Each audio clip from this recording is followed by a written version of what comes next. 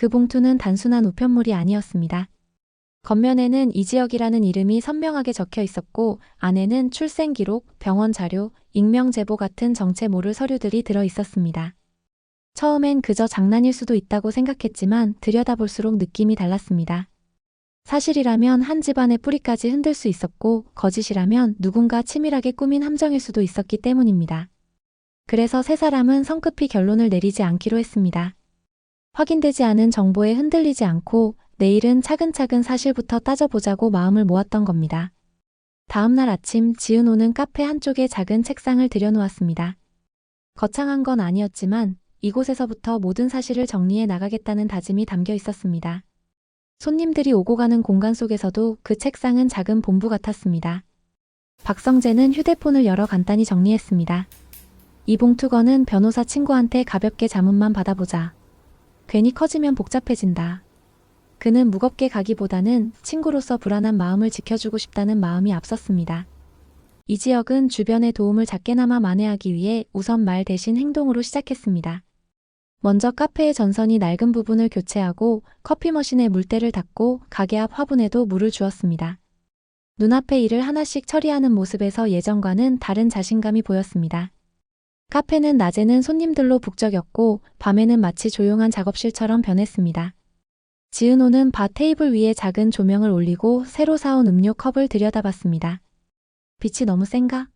하고 혼잣말을 했는데 옆 테이블에서 노트북을 두드리던 이지혁이 고개를 들었습니다. 조명을 컵 뒤에서 비추면 유리선이 더 살아날 거예요.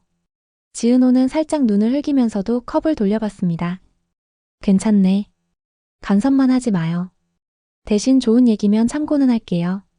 두 사람은 같이 일하는 동료는 아니었습니다. 그저 같은 공간을 공유하는 사람들이었죠. 하지만 하루에도 몇 번씩 작은 도움을 주고받게 되었습니다.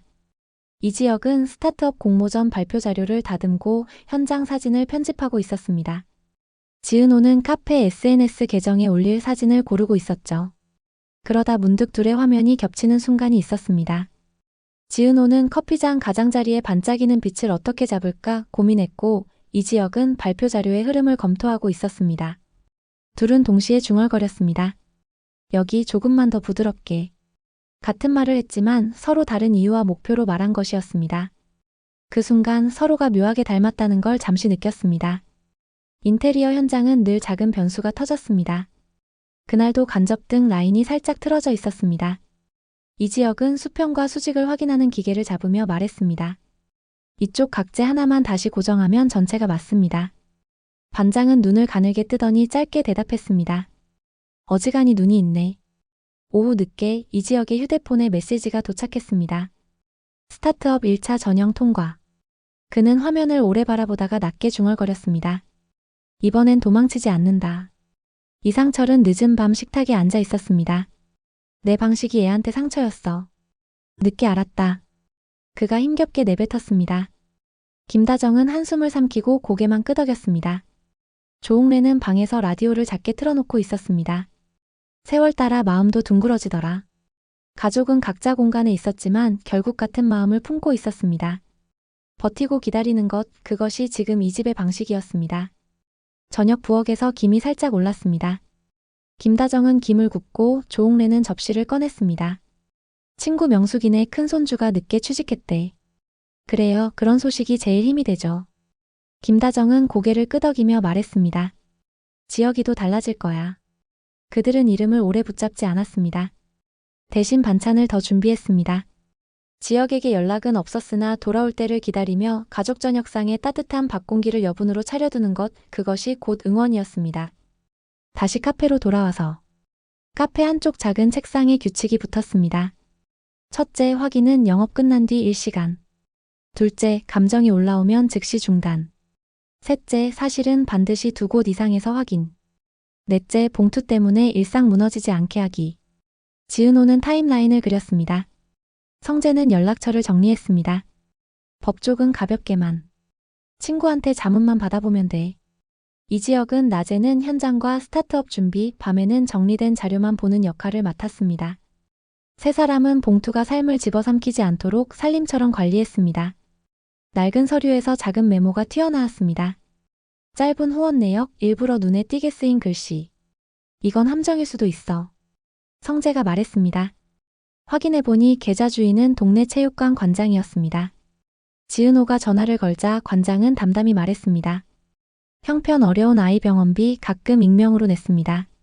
근데 그 돈 항상 기업 쪽에서 들어와 제가 대신 보낸 거예요.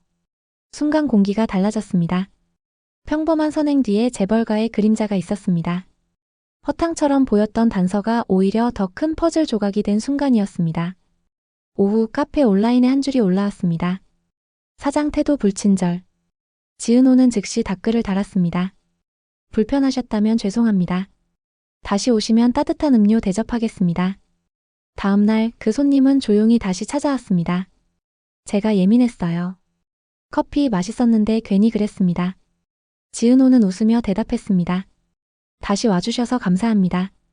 리뷰는 삭제되지 않았습니다. 대신 밑에 새 댓글이 달렸습니다. 응대가 더 따뜻했다. 성재는 미소 지으며 말했습니다. 이게 우리가 지켜야 하는 일상이네. 현장에서 자재 납기 지연 소식이 날아들었습니다. 현장 공기는 금세 굳었습니다. 이 지역이 준비해둔 대체 자재 목록을 내밀었습니다. 색 차이는 거의 없고 이 방식으로 마감하면 깔끔합니다. 반장은 고개를 끄덕였습니다. 이걸 왜 이제 보여줘? 혹시 필요 없을까 해서요. 준비는 해뒀습니다. 작업이 다시 굴러가자 반장은 퇴근길에 작은 핫팩을 건네며 말했습니다. 허리엔 이게 약이야.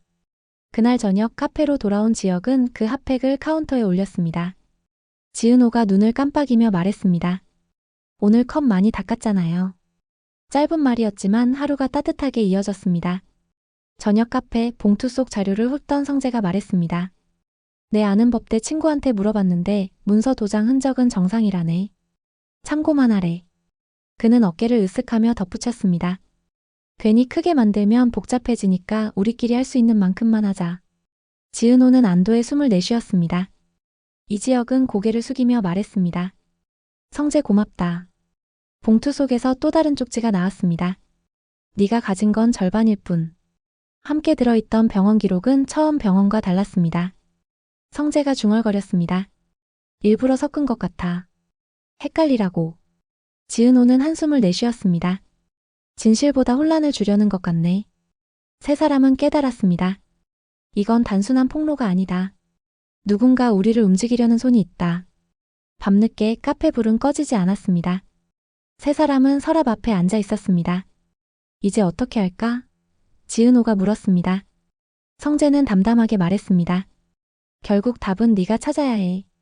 이지혁은 고개를 끄덕였습니다. 언젠가 가족 앞에서 이 봉투를 열어야지. 하지만 아직은 준비가 안 됐어. 서랍은 다시 잠겼습니다. 결론 대신 내일의 일상이 먼저였습니다. 마지막 서류 사이에서 작은 메모가 발견됐습니다. 내 사람일 때 열어라. 뜻은 분명했습니다. 네 번째 사람은 아버지 이상철. 이지혁은 봉투를 바라보다가 손을 뗐습니다. 언젠가는 아버지와 마주 앉아야 한다는 걸 마음 깊이 느꼈습니다. 새벽빛이 카페 유리창에 번졌습니다. 봉투는 여전히 같은 두께였지만 그 의미는 훨씬 더 무거워져 있었습니다. 세 사람의 길은 오늘도 따로였고 언젠가 네 사람이 모일 때 밝혀질 이야기는 아직 남아 있었습니다.